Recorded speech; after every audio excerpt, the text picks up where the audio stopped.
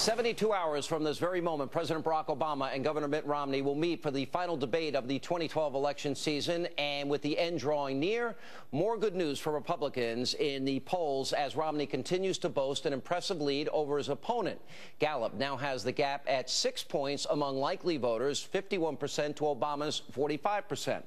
Now, we're going to have more on those numbers as well as some fresh polling data from the battleground states with Karl Rove. That's coming up later this hour. But first, breaking developments regarding the administration-wide effort to cover up the truth about the Benghazi terror attack. Today, a letter from the House Oversight Committee Chairman Darrell Issa and Congressman Jason Chaffetz was delivered to the White House. Now, the 10-page document includes a comprehensive list of the warning signs that this president either missed or flat out ignored in the months leading up to the assassination of Ambassador Chris Stevens and his 3 colleagues. Now, more importantly, accompanying that letter are more than 100 memos, reports, cables, and emails sent by the ambassador and his security team alerting Washington about the rise of radical extremism in Libya. Now, today, we dug very deep into each and every one of the haunting documents. We have reached this conclusion. The 4 Americans that were killed in that orchestrated terror attack on 9/11, they knew they were in grave danger. They reported their concerns to government officials, and nothing was done to save them.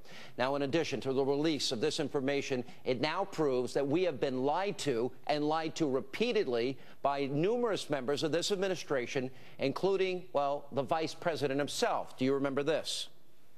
And they wanted more security there. Well, we weren't told they wanted more security again. We did not know they wanted more security again. Well, that's not so. Countless requests for more security were sent and received by the State Department. And thanks to today's document dump, well, we now have the proof. Now, let's review some of the key findings. Way back in December of 2011, Undersecretary of State Patrick Kennedy signed off on a memo that extended America's presence in Benghazi through 2012.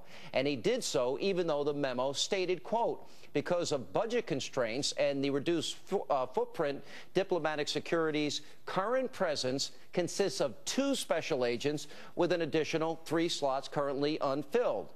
Now, the same document also reports that the compound itself is unsafe. Quote, the electrical, plumbing, and physical security work needed to bring this facility up to an acceptable standard would negate any cost savings of the move. A June 2012 memo from the ambassador himself is ominously titled, Libya's fragile security deteriorates as tribal rivalries, power plays, and extremism intensifies.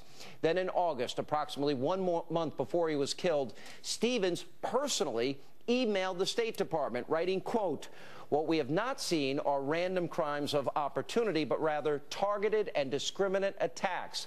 And in what was likely the last email he would ever pen, on September the 11th, Stevens eerily warned at great length about the, quote, growing problems with the security situation in eastern Libya, yet even noting that, quote, the British withdrew their presence from Benghazi after the widely reported June 11th RPG attack on the British ambassador's motorcade. Now, sadly, that was the final sentence of the final memo that the ambassador would ever send. And even worse, everything you just heard was readily available to the president and his national security team, which makes their claims that this tragedy was in any way related to a YouTube video or it was spontaneous even that more disgusting. And joining me now to talk about the letter that he sent to the president and what he is now demanding from the White House is Congressman Jason Chaffetz, along with Senator Lindsey Graham. Gentlemen, welcome back to Hannity. Thanks, John. Thank you. We played what the vice president said. So my question is, coupled with what the president said last night on Jon Stewart, I'm going to play it for you, but the question will be, did they lie to the American people? Watch what he said last night. Every piece of information that we get, as we got it, we laid it out for the American people. Congressman, did the vice president and the president of the United States lie? I come to that conclusion, Sean. I look at what the vice president said, what the president has said, what Ambassador Rice has said, what Secretary Clinton said. They have not been honest with the American people. The intelligence community was foreshadowing for months that terrorism was abound, terrorism was happening. They attacked our compound twice. The Brits had to get up and leave. There were hundreds of terrorist incidents. Al-Qaeda was flying flags above buildings, government buildings there in eastern Libya. And then they come out after this attack and say, we think it was a video? Yeah. Look at all this. This is all unclassified intelligence. All right, now, Senator Graham, there are videos of all of this that prove that they knew from day one, our intelligence knew it was not spontaneous. Yes. Our intelligence knew it was not related to this video. Did they lie, in your opinion, and should those tapes be released? The tapes should be released. They're either incredibly incompetent, but they're stonewalling us all. Thank God for a Republican-controlled House. Do you think we'd know much of anything if it hadn't been for Jason and Daryl? So they're not being forthcoming. You have to drag it out of them. I've written a letter along with Senator McCain 10 days ago asking the intelligence community to provide us the information you gave to Secretary Rice to make her believe this was a result of a riot 5 days later. Haven't gotten one word back. Yeah, but did they lie, Senator? I mean, because we know the president 14 days later on The View and before the United Nations, he was asked directly on The View, was this terrorism? Right. Well, we don't know yet. Well, the State Department knew it was terrorism in real time, didn't they? Right. Well, they're either the most incompetent people in the world or they're misleading us. Here's the question for me. What did the president know about the deteriorating situation in Benghazi months before this happened? Lieutenant Colonel Wood's testimony comes back and it kind of haunts my soul. He said Benghazi, it was inevitable we would get attacked, almost inevitable. We were the last flag flying. Everybody had left there, and we're trying to normalize relationships with a government that has no capacity. And I can't believe the White House would allow the President of the United States to go out and be among the public after our consulate was attacked June the 6th, blowing a hole in the wall that 40 people could have gotten through. I don't think anybody's that incompetent. So I'm assuming the President knew about the deteriorating situation, the comeback of Al-Qaeda, and did nothing about it. Well, wait, we got proof of that. Let's put it up on the screen here. In August 8th, this is more than a month before, memo from Stevens calls security forces understaffed. He says it directly there. If you look at, he also warns in the same memo of Islamic extremism rising. And then we have an image of the consulate before it was attacked showing the security cameras, were present. Where's the footage, in other words? Sean, what I don't understand is our consulate was bombed twice. That was terrorism. We never called it terrorism then. They didn't follow through. Where else in the world did that happen? And on September 1st, the Interior Minister, the Libyan Interior Minister, puts eastern Libya on high alert. The ambassador sends a cable back to Washington, D.C. on September 4th and says, we're losing control out there. And this guy walks into Benghazi with two armed people and 3 other people on the compound, and then we wonder that it was some video. It just doesn't add up. Here's what so now we know that they were warned and they did nothing. Now we also know that this was not spontaneous, as they said from the very beginning, and they knew within hours. In real time, the State Department knew. We got a video. We got video, and they were watching it in real time. This woman testified. So the question is, why would the president, 2 weeks later, tell the American people we're still investigating and keep apologizing for the video and keep telling everybody it's spontaneous? Why? I think Governor Romney should ask him that question. And if he doesn't, it's a missed opportunity. Paul Ryan did a great job, but he should turn to Vice President Biden when he said, I didn't know anything about these security requests. He should ask him, did you know that the consulate was bombed in April and June? Did you know that the British had to leave Benghazi? Did you know that the Red Cross office was closed? Did you know that Al-Qaeda was coming back in droves? Is there any reason why, that we can't show this video to the American people? Is there any reason? Hey, the president said in that hard-hitting interview with Jon Stewart that as the information becomes available, we share it with the American people. Then, Mr. President, show us that video. Yeah, and what he said about, show us the tape. well, 4 Americans died. It's not optimal. We're going to deal with that. But, guys, thank you very much. I hope Governor Romney will ask questions about what the president knew, when he knew it, and what he did about it. Yeah, don't count on the media to do that job. Thank you both for being with us, and we're going to continue to follow up and demand that you, the American people, have a right to see the video. It's available. The entire thing is on tape. When we come back, we got Karl Rove. A new electoral map has emerged. He'll unfold that for us. But first, the president's choice of words when it came to these Benghazi attacks is becoming increasingly disturbing. He went on The Daily Show last night. He called the death of 4 great Americans, well, this is not optimal. How cold. Charles Krauthammer. Benghazi cover-up becomes increasingly more disturbing. So does the language the president continues to use when describing the violence. Now, he's already called it a mere bump in the road, and now he continues to misspeak. Now, listen to what he said on The Daily Show last night. I would say even you would admit it was not the optimal response, at least to the American people, as far as us all being on the same page. Well, here's what I'll say. Yeah. If 4 Americans get killed, it's not optimal.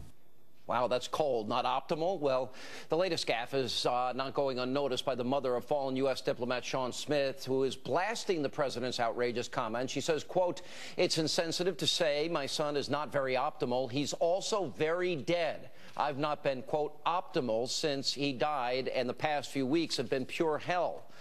Now, I'm hoping Monday's foreign policy debate will delve heavily into this subject because the president owes this mother and the other families and the American people the truth. Here with reaction and some advice for Governor Mitt Romney ahead of this debate, Fox News contributor Charles Krauthammer.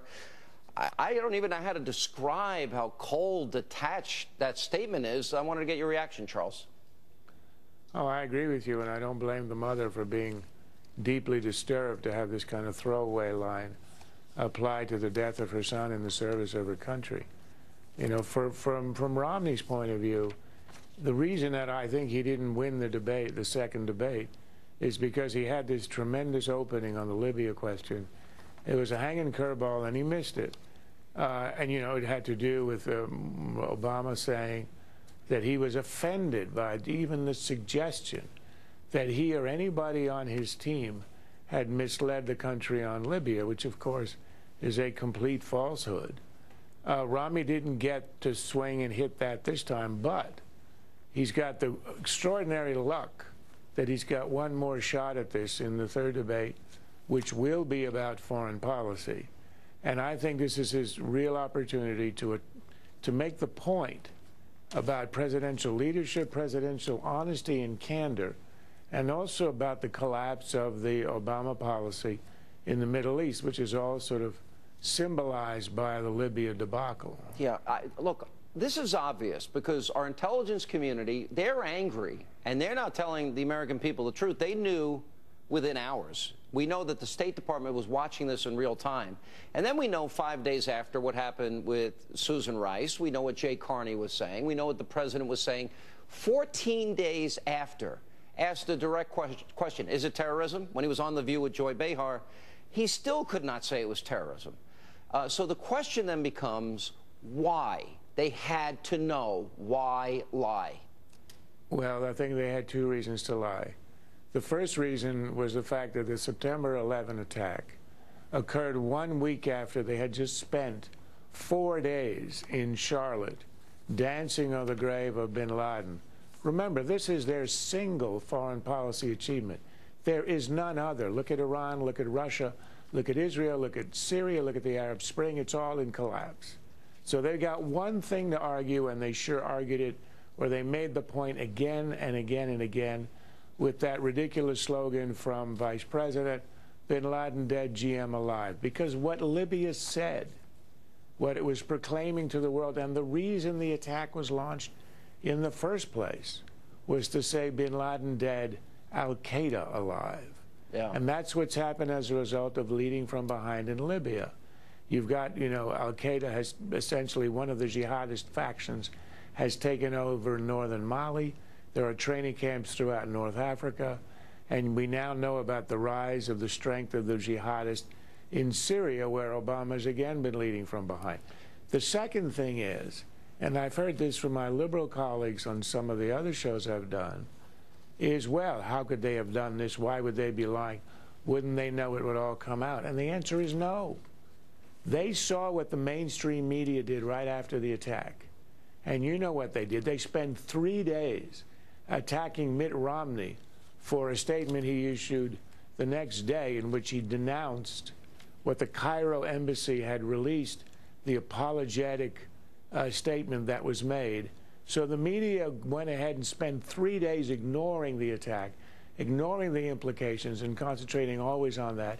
So they think they've got the media in their pocket. The election is coming up. They simply have to run out the clock and they'll be scot-free. Can I ask you? They'll be home free. And that's what they thought. However, it was you and others and Bret Baier and Fox which kept this story alive because we kept finding out what really happened. And now the mainstream media have been shamed into covering it themselves. It was neither spontaneous, as they continue to claim for weeks, nor was it related to this movie trailer that had been released in July. It never made sense to me in the beginning, considering all of this was happening coincidentally on the anniversary of 9/11. How do you assess, first of all, are you getting your inbox filled with things like I am? People suspect the worst of this president. Now, I think if you'll accuse somebody of murder or suggest it or say they're a tax cheat with no evidence or say that their plan is for dirty air and water and throwing Granny over the cliff and all of these things, why do people suspect that there's going to be some action? Sort of wag the dog, because that's the only way that the president, they think, can get out of this. Are you getting the same comments from people as I am? Well, no, I'm not sure I do. Perhaps I hang out with the wrong crowd. You're hanging out with those D.C. insiders there, Charles. I know. It's a real problem. All the cocktail parties, it's exhausting. You know, downing all the canapes. I haven't been to one Washington Correspondents' dinner. Go ahead. I mean, you know. So, but look, I think it is possible you'll get some kind of action. Although you got an administration that says we're going to hunt them down.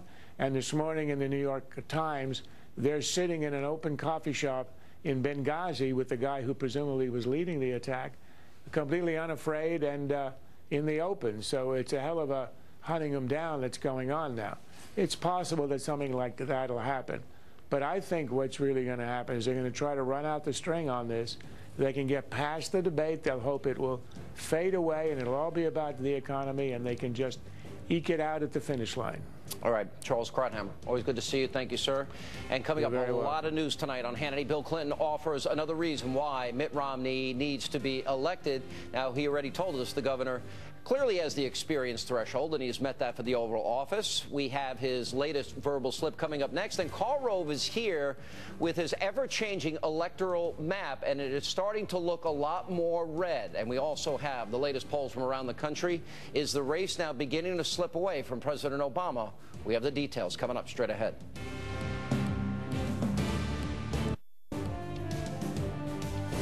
Governor Mitt Romney received another boost from an unlikely source yesterday, President Bill Clinton. Now, a few weeks ago, the former commander-in-chief caused a stir with folks in the Obama camp when he said that he believed Romney was indeed qualified to be the president of the United States. Now, yesterday, he did it again when he said this.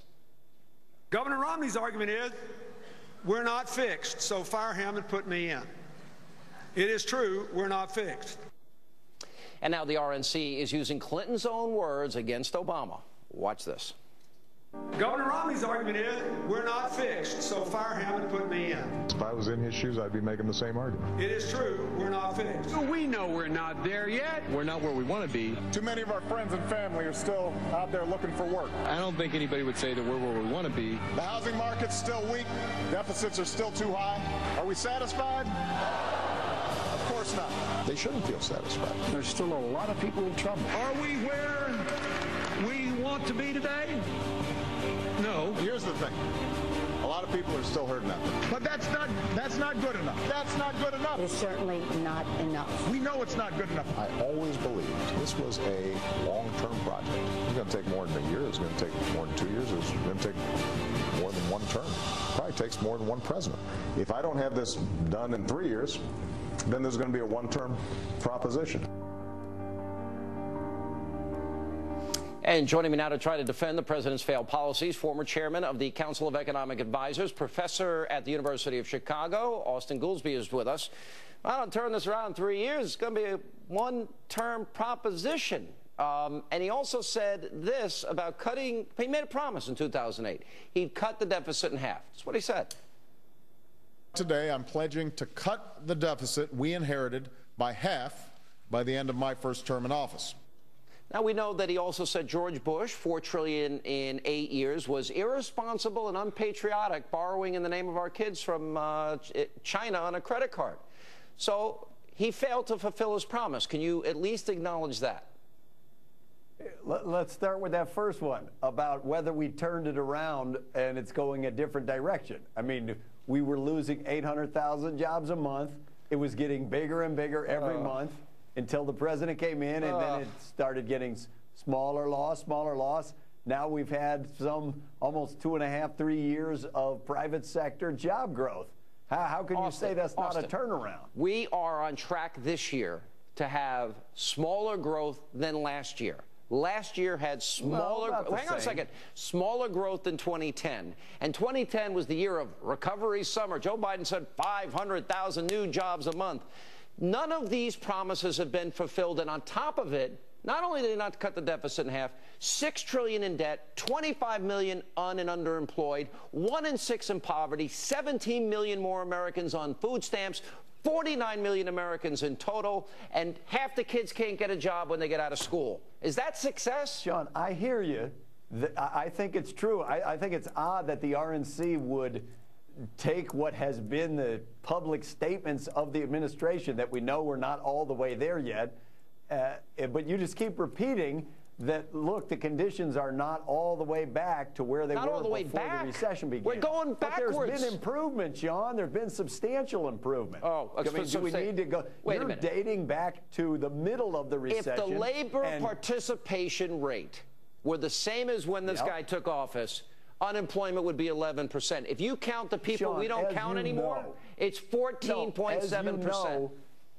The labor participation rate of men in this country has fallen during each of the last 7 presidents, because that is what happens when your population You really think this is aging. So Austin, you are too smart a guy. I really believe, I think you're wrong. You're a big redistribution. Well, you cannot define this as, you really believe this is success? I didn't define it as success. I said we are recovering. That's different from being fully recovered. Wait a minute. He said if I can't get this done in 3 years, it's a one-term proposition. He didn't get it done. Yes. Fewer Americans working. He said he had to turn this around in 3 years. But he right in the sentence that you quoted. He predicted unemployment now would be 5. Now we're coming up. That's exactly the point. If we passed the stimulus, unemployment now would be 5.4%. No, wait a minute. If he became president, that was made if he became in the transition, that prediction. He'd cut the deficit in half in his first term. We have $6 trillion in new Obama debt. That's not what we were sold, Austin. That's not hope and change. That is that we're robbing our kids' futures, and he hasn't even been asked about it. Well, he's been asked about it all the time, and I've certainly been asked about it by you many times. Yeah, well, all right, I got a question for you, and you can't duck this question, all right? No ducking. I never duck the questions. I always give you an answer. Give me Obama's specific plan for the next 4 years, because I say he doesn't have one. Give me his specifics. Oh, I can give you lots of specifics. Well, give me some. If you want me to give you the specific overview, I would say it's let's do the grand bargain along the lines of what he proposed last year with the debt ceiling. What? That's not specific. I can get as specific as you want. He had in his budget, he's got $2.5 trillion of spending cuts and saved interest with $1 trillion of new revenues. He couldn't pass it then. Why can he pass it now? Well, we're going to have to see what happens in the election before we can determine if it would pass. You know, all right, give me a grade for the president. I give him a failure on the economy and a failure on broken promises. What do you give him? I would say on the economic conditions, how is the economy doing? No better than a C. Obviously, we've come back from what was the deepest F of our lifetimes. Oh, my gosh. So to get back to C in conditions. And on policy, I'd say he deserves at least a passing and improving grade and we're waiting to see what the final So give them an shows. I and a C. America deserves No, not better, an I. Austin. We Well, deserve it's- better. But it's good to see you. I owe you. You're going to owe me a beer and a steak at the end of this campaign. I'm going to start getting it. It's got to be a good one, not a hanger steak. When the president wins, you're buying it for me. Yeah, Sean. we'll see. Don't count your chickens, or else they may come home to roost. Somebody famous in Chicago said that, but I got to go. Thanks, Austin. And coming up, where does the electoral map stand with just 18 days to go? Now, from the looks of it, Mitt Romney's starting to pull away. Karl Rove is here with the most up-to-date map. Some incredible poll numbers that have come out, including critical swing states.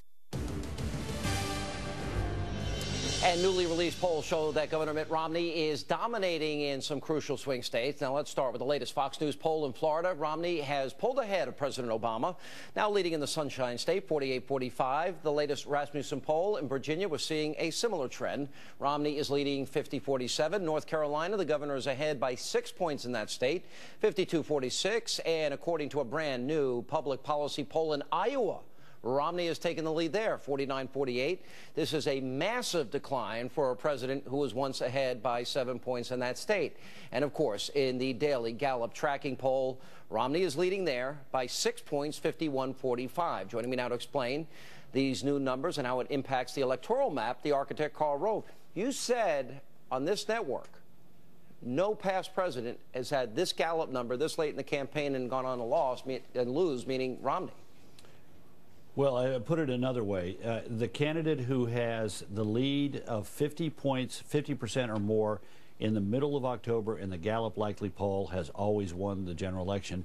And we've now had 3 days in a row in which Governor Romney has been at 50 and 51 in the Gallup likely voter track. And President Obama has never gotten to 50 in the Gallup likely voter track. All right. But it all comes down to states. And Ohio's a one-point race right now. You see, some of these states are close, but other states are coming into play. Pennsylvania, do you believe Romney's up by 4 points in Pennsylvania? Do you believe Michigan's that close? Minnesota's that close?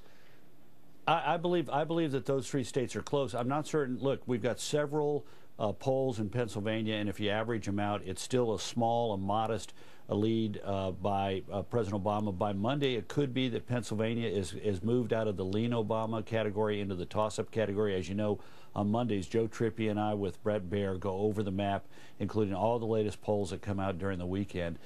You're showing the map of October 15th. There's already been one change this week, and that is Missouri has gone from lean Romney to Romney.